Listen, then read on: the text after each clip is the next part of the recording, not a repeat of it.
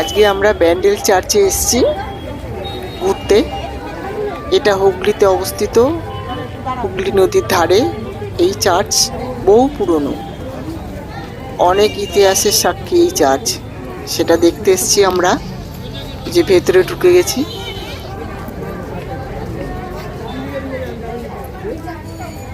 সব দেখছি।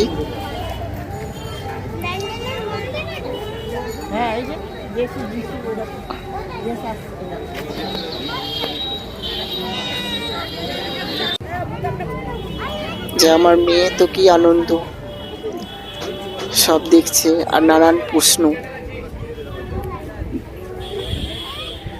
ওর প্রশ্নের উত্তর দিতে দিতে এগোচ্ছি।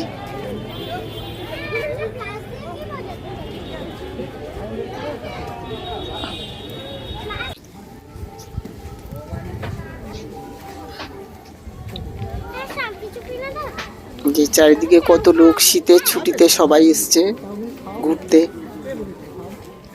দেখি নীলাশ্রী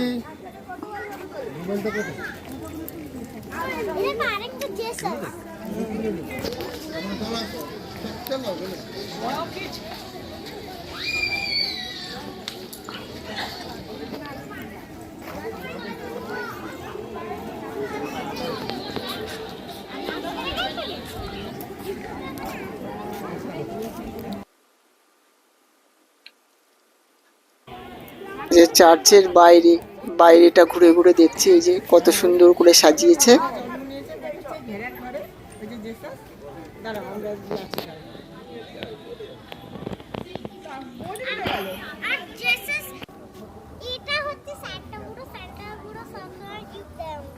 সবসময় গিফট দেয়, এবার কি দিয়েছে?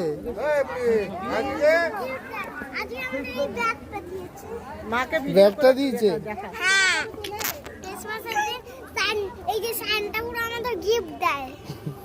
বাহ।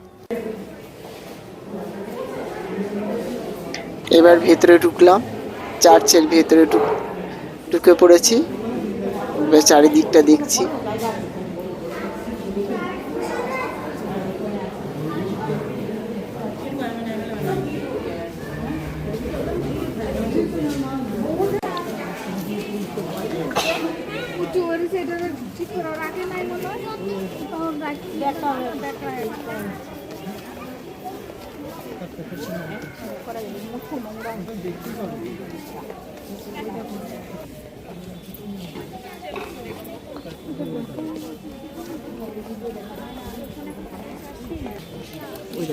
ঠিক আছে, বলে গেলে পৌঁছ ছেড়ে দেবেন।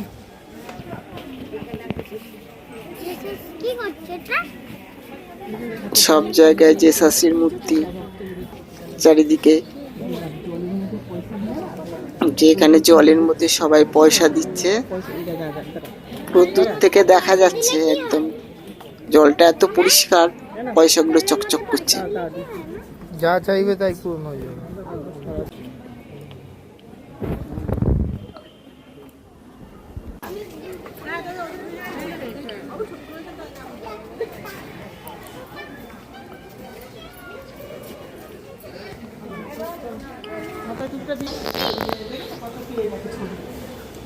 সব এই জেসাসের ছবি, ঠিক আছে? মেরি আর জেসাস, মেরি আর জেসাস। চলো এবার সিঁড়ি দিয়ে উপরে উঠে যাব। যে মেয়ে আগে আগে উঠছে।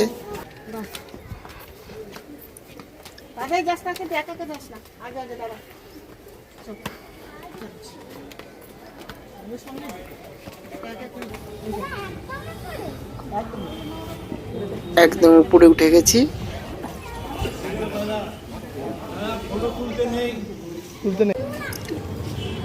উপর থেকে চারিদিকটা দেখছি, সব সুন্দর করে সাজিয়েছে চারিদিকটা। এই যে ঘন্টা, ঘড়ি, চার্চের ঘড়ি। এই ঘড়িটা আগে বাজতো, এখন আর বাজে না। আগে সূর্য ঘড়ি ছিল, তখন বাজতো, কিন্তু এখন বাজে না। এখন ব্যাটারি রয়ে গেছে, বাজে না। আর কিছু বলো।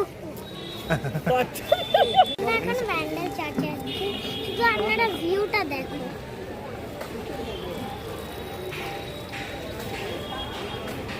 ভিউটা কত সুন্দর, তাই না?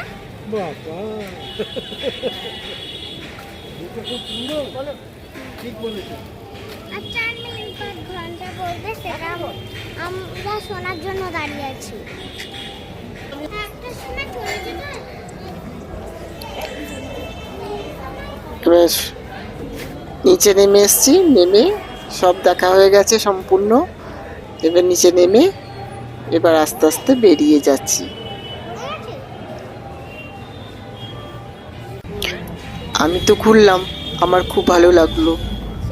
আপনারাও গিয়ে ঘুরে আসবেন, দেখবেন ভালো লাগবে।